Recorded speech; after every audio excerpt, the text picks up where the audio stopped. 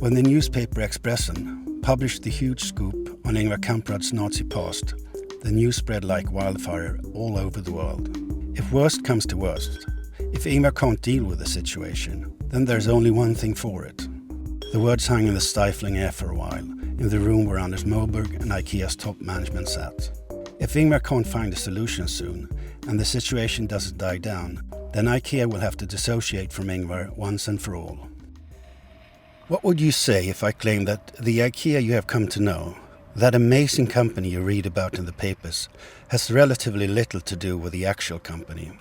Sure, Ingvar Kamprad, the founder, is a fantastic entrepreneur, but there is much that you don't know about him.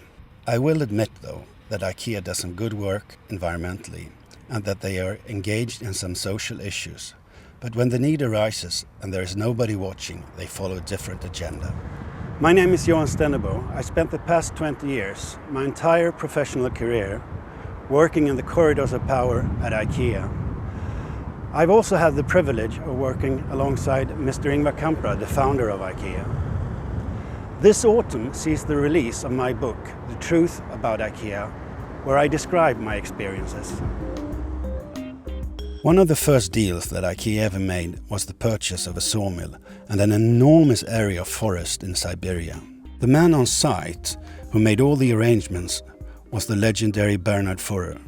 Unfortunately, the Russian mafia got their hands on the whole lot. Altogether, IKEA had put in 50 million Swedish krona. No wonder that Bernhard felt a bit worried when he stepped into Köller's Gård in Humlebeck, where IKEA had its head office. When it came down to it, he'd mislaid millions of IKEA's Swedish krona.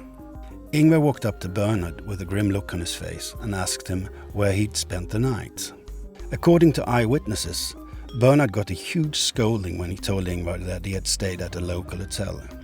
Using anywhere other than Köller's small and simple overnight accommodation where you were on official business at Köller's or passing by was an enormous waste of IKEA's limited resources, said Ingvar, his face red with rage.